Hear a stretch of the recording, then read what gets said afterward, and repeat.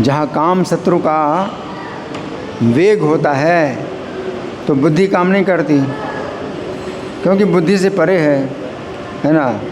तो संतभ्य आत्मानमात्मना, तो भगवान श्री कृष्ण के द्वारा अपने को सुरक्षित करो। काम शत्रु से अगर आपको निपटना है तो श्री कृष्ण की सुरक्षा में आपको रहना पड़ेगा, तो ये बहुत आवश्यक है। और जहाँ श्री कृष्ण है वहाँ निर्भयता है, जहाँ श्री कृष्ण है वहाँ पर निर्भयता है।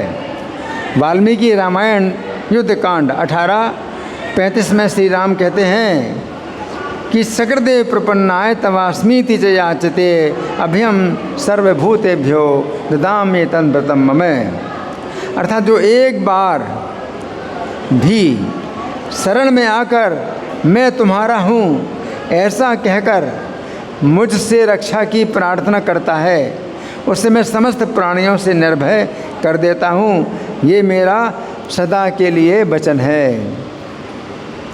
और गोविंद दास अपने एक भजन में लिखते हैं, भजहु रे मन श्री नंदनंदन अभय चरणार विंद रे। अर्थात हे मन, तू नंद नंदन श्री कृष्ण का भजन कर, क्योंकि उनके चरण कमलों में निर्भयता का निवास रहता है। इसलिए यहाँ पर भगवान अर्जुन से कह रहे हैं कि हे अर्जुन, तुम इस काम शत्रु के साथ युद्ध करते समय अपने आप को निर्भय बनाओ, क्योंकि मैं तुम्हारे साथ हूँ।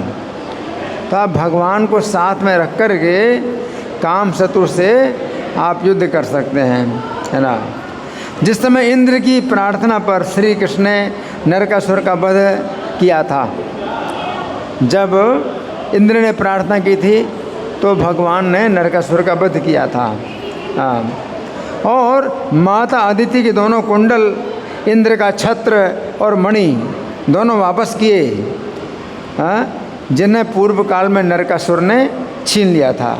उस समय इंद्र ने अपनी पूर्व प्रतिज्ञा के अनुसार पारिजात वृक्ष ले जाने की अनुमति दे दी, परंतु इंद्र पत्नी सची ने इंद्र को श्री कृष्ण के विरुद्ध उकसाया और इंद्र की आज्ञा से सैनिकों ने श्री कृष्ण को पारिजात वृक्ष को ले जाने से रोका। पत्नी के कारण आदमी जो है कितनी उल्टी चाल चलता है ना।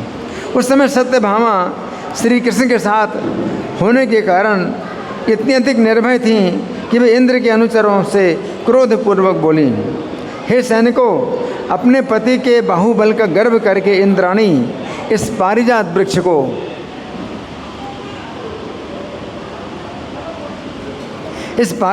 को ले जाने से रोकती है तो वो मूर्ख है।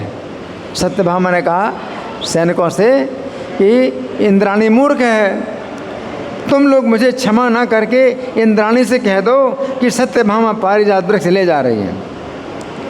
साथ ही वो बड़े गर्व के साथ कहती है कि यदि तू अपने पति की प्यारी हो और तेरा पति तेरे बस में हो तो मेरा पति पारिजात वृक्ष ले जा रहा है, यदि रोक सके तो अपने पति से रुकवा। मैं तेरे पति इंद्र और तुझसे डरती नहीं हूँ, मनुष्य होती हुई भी मैं पारिजात वृक्ष को ले जा रही हूँ। इस प्रकार हम देखते हैं कि श्री कृष्ण के साथ होने के कारण सत्यभामा स्वर्ग में सब देवताओं के राजा इंद्र और इंद्राणी से विरोध करती हुई पूर्णतः निर्भय रहीं। इसलिए यहाँ पर भगवान अर्जुन से कह रहे हैं कि हे अर्जुन, तुम काम शत्रु के साथ युद्ध करते समय अपने आप को निर्भय बनाओ, क्योंकि मैं तुम्हारे साथ हूँ। तो एक श्लोक ऐसा मुकुंद माला स्तोत्र में मिलता है कि महाराज कुलशेखर कहते हैं, मदन परिहर स्थिति मदीये मनसि मुकुंद पदार विंद धामनी। कि हे मदन, मदन का मतलब कामदेव, हे कामदेव, तू मेरे मन से जो है अपना अधिकार को हटा ले, मेरे मन से तू अपने अधिकार को हटा ले, क्योंकि मेरा जो मन है वो मुकुंद के चरण कमलों का स्थान है। मेरे मन में मुकुंद के चरण कमल रहते हैं, इसलिए तू मन से निकल जा। हर नयन कृषाणु ना कृषोसी, शंकर जी के नेत्रों की अग्नि से तो तू पहले जल चुका। स्मरसि न चक्र पराक्रमम मुरारे, तो फिर मुरारी के चक्र पराक्रम का स्मरण नहीं करता कि उनके चक्र का पराक्रम कितना है। तो तू चला जा, भाग जा।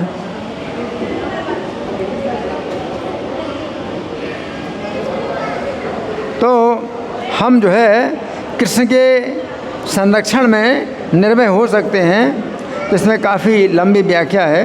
अब मैं थोड़ा और पढ़ के सुनाऊंगा कि भगवान अर्जुन से क्या कहते हैं कि काम शत्रु का वध करो।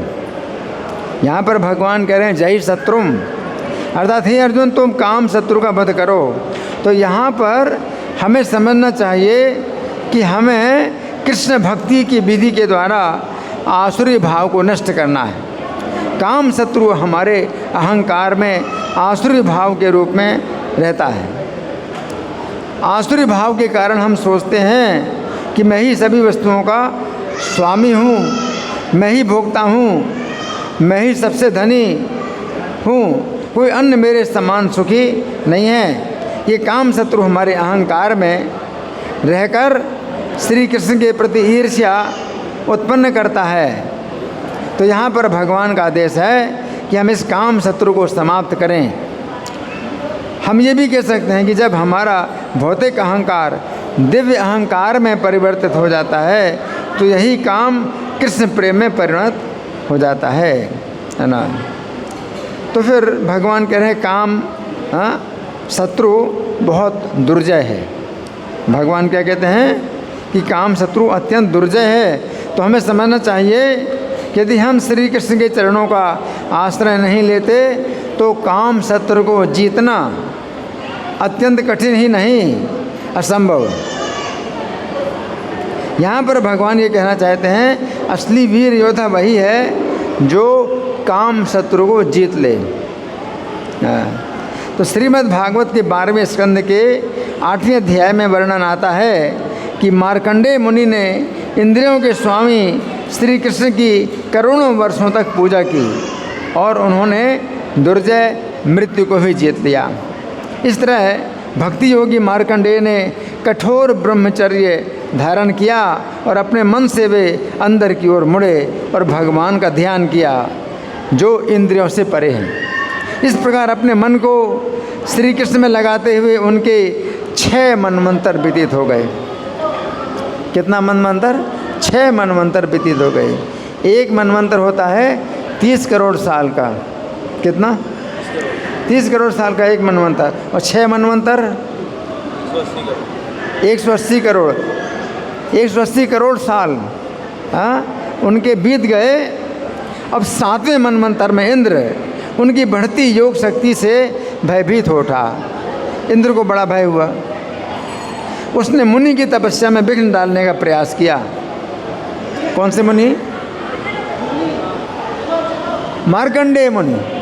मार्कंडेय मुनि की तपस्या में विघ्न डालने का प्रयास किया। किसने? इंद्र ने। मुनि की आध्यात्मिक तपस्या नष्ट करने के लिए इंद्र ने कामदेव, सुंदर गंधर्वों, अप्सराओं, बसंत ऋतु और लोभ और मद को भेजा।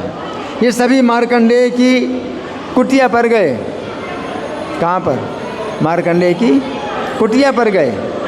तब स्वर्ग की अनेक स्त्रियों का पति कामदेव वहाँ पर अपना धनुष और बाण लिए आया। ऋषि के सामने स्त्रियां नृत्य करने लगीं और गंधर्वों ने मृदंग, वीणा और मंजीरों के साथ मनोहर गीत गाए।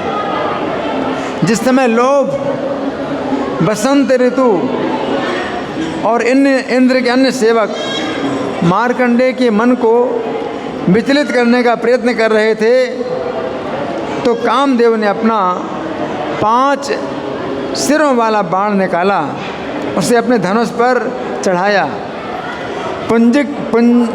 पुंजिक स्थली नामक अप्सरा गेंद के पीछे दौड़ रही थी।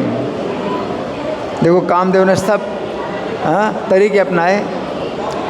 पुंजिक स्थली अप्सरा गेंद के पीछे दौड़ रही थी तो उसके झीने वस्त्र को वायु ने उड़ा दिया।